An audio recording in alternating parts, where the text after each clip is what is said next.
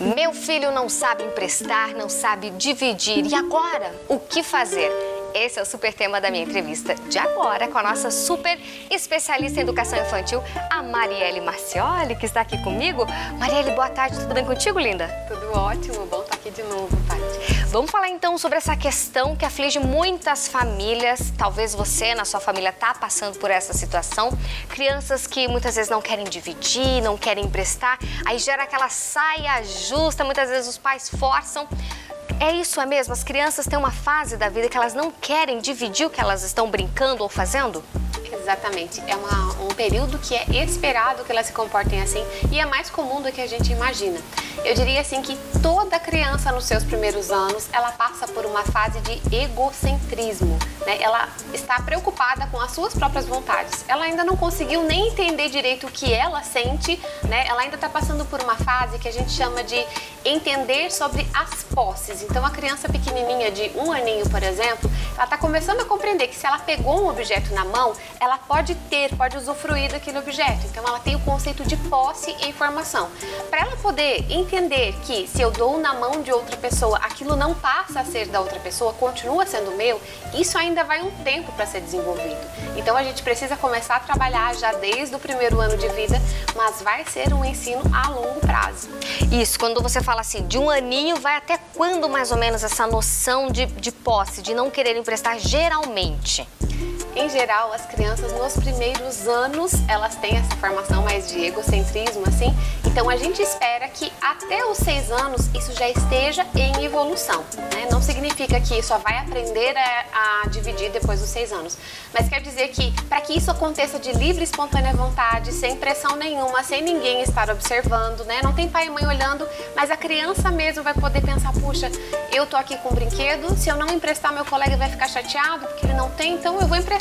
Então isso vai começar a acontecer por livre e espontânea vontade a partir dos 6 anos.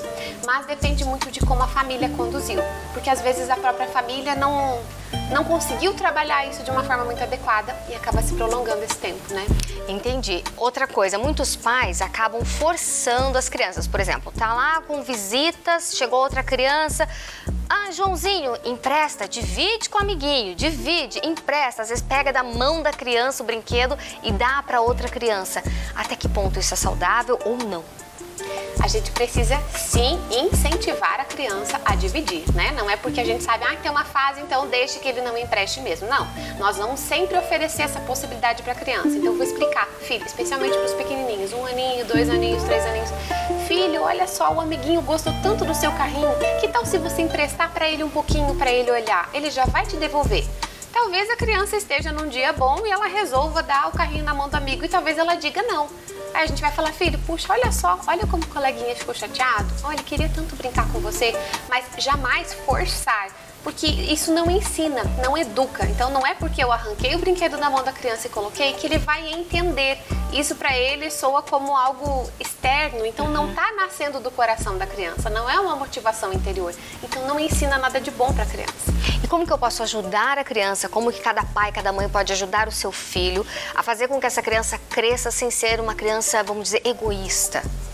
Eles precisam entender aos poucos. Então aqui vale, né, a gente pensar que precisa ser em doses homeopáticas. Então cada oportunidade que aparecer, que tiver uma disputa, né, entre o seu filho e o irmão, ou o coleguinha que está brincando lá no parquinho, ou aquela criança que é filho de um casal que veio para fazer uma refeição na sua casa, veja cada uma dessas situações como uma oportunidade para ensinar. Você fala, puxa, aqui eu vou aproveitar isso aqui para começar a ensinar o meu filho.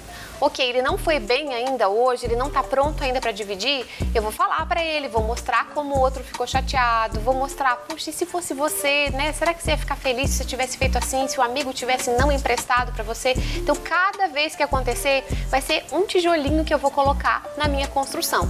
E isso, com o passar do tempo, vai dando para a criança recursos para que ela comece a olhar para fora.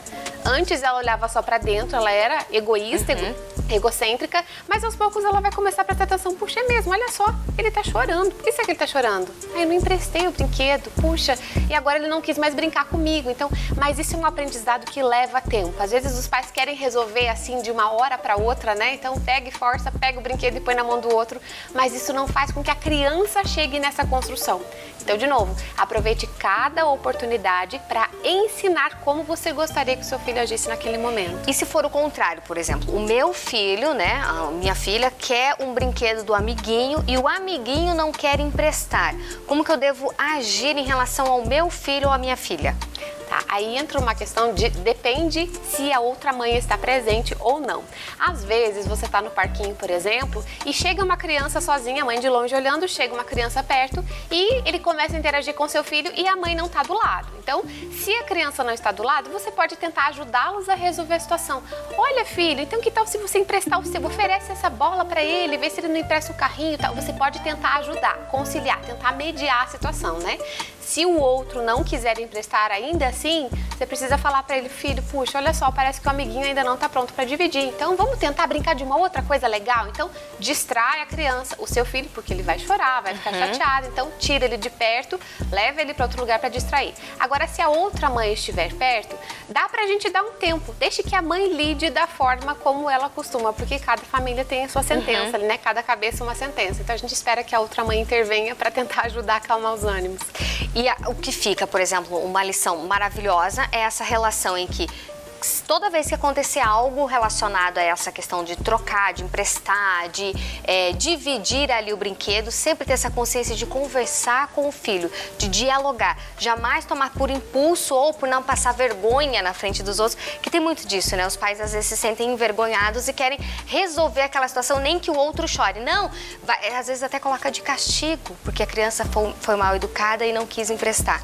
Essa questão de gerar uma briga na família nunca é bom, nunca é saudável. Não, não é bom nem para a criança, que não vai entender o que está acontecendo, né? A gente já falou que é uma coisa de fora, então não nasceu de dentro dela, ela não chegou a essa conclusão. E a gente pode pensar assim, se aconteceu, por exemplo, de uma outra criança não querer emprestar, a gente também pode usar isso para colocar mais um tijolinho na nossa construção. Filho, olha só, você ficou chateado hoje, né? Sua prima não quis dividir o brinquedo com você. E aí, se fosse você, já pensou, né? Se você não emprestasse, a outra criança ia se sentir assim também. Então, toda ocasião, em vez de ser levada como um problema, um caos, uma coisa terrível, use isso como oportunidade. É uma construção a longo prazo e a gente consegue ajudar eles a chegarem lá. Perfeito, muito obrigada, Marielle, pelas informações, por essas dicas maravilhosas. Para o pessoal que nos assiste no Vitrine Revista, passa o seu Instagram, o pessoal quiser te seguir, tem muito conteúdo bacana lá também. Tem, é no Instagram, @MarielleMarcioli. Tem stories diários, tem lives, tem muito material no feed, muita coisa boa. Perfeito, até a próxima. Até, Paty, tchau, tchau. E vocês continuam agora com o nosso Vitrine Revista.